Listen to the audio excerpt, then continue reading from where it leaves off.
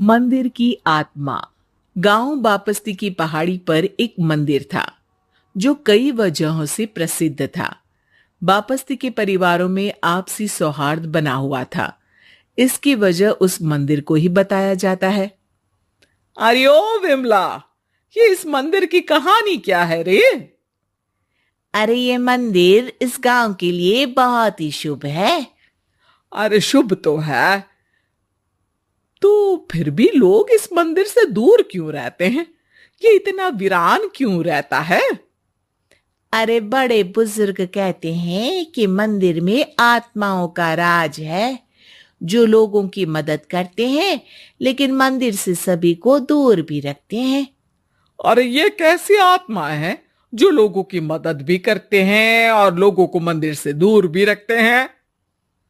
अरे यही चलता आया है यहाँ पर, इसीलिए कोई कुछ बोलता नहीं।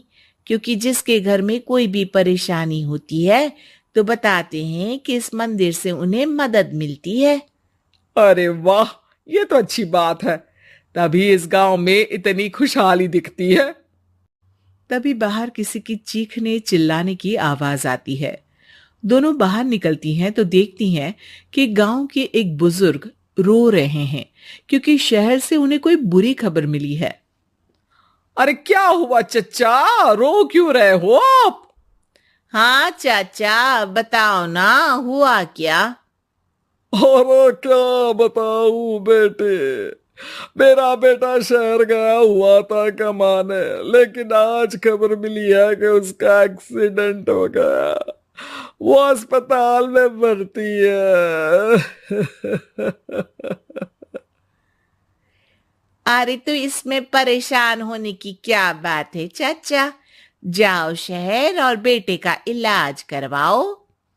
हाँ चाचा, विमला सही कह रही है। आप शहर जाओ और इलाज करवाओ। अरे कैसे इलाज करवाऊं, अभी पैसे नहीं है और शहर के अस्पतालों में इलाज का खर्चा लाखों में आता है। अरे चाचा, भगवान पर भरोसा रखो, कहीं ना कहीं से मदद जरूर मिल जाएगी। बस आज का दिन कैसे भी काट लो। अरे अब तो बेटा थोड़ा समय काटना भी मुश्किल होता जा रहा है। देख कमला, तू ही समझा चाचा को। अरे पैसों का कहीं ना कहीं से इंतजाम तो जरूर हो जाएगा। अरे चच्चा, जब विमला कह रही है तो थोड़ा उस पर भी भरोसा रखो। चलो आपको घर छोड़कर आ जाती हूं। उसके बाद कमला उन बुजुर्ग को लेकर चली जाती है और विमला मंदिर की ओर चली जाती है। विमला मंदिर की सीढ़ियों पर चढ़ते हुए दूर से नजर आती है। उसके बाद वो आंखों से ओझल हो जाती है। उसी रात उस बुजुर्ग के घर के बाहर एक थैला रखा हुआ मिला। बुजुर्ग उस थैले को देखते ही चौंक पड़ा क्योंकि उसमें 5 लाख रुपए रखे हुए थे। वो बुजुर्ग सुबह दौड़ा दौड़ा गांव के दूसरे बुजुर्गों के पास गया। और मंगल भाई सुनो, मेरे घर के बाहर ये पैसों से भरा बैग रखा हुआ मिला है। अरे किसका है ये भाई? अरे भैया, मुझे क्या पता। तभी उधर से कमला और विमला निकलती हैं। अरे बेटा सुन तो, देख ये क्या रखा हुआ था मेरे घर के सामने। कमला और विमला हैरानी से देखती हैं। अरे वाह, देख विमला, तूने कहा था ना कि कोई ना कोई मदद जरूर करेगा। अरे भगवान सबकी मदद करते हैं, ये पैसों की मदद भी भगवान ने ही भेजी है। और क्या। अब चच्चा सोच क्या रहे हो, शहर जाओ और बेटे का इलाज करवाओ। ठीक है बेटियों, जो तुम कहो। चलो निकलता हूं शहर बेटे का इलाज करवाने के लिए। अरे विमला, एक बात तो बता, ये इन्हें मिले तो कैसे मिले पैसे? अरे मैं ना कहती थी कि ये मंदिर सबकी मुसीबतों में मदद भेजता है। अरे वाकई बड़ी पुण्य आत्मा है मंदिर में। सो तो है, लेकिन उनके बारे में लोगों को कम ही पता है। अच्छा, और तुम्हें क्या पता है?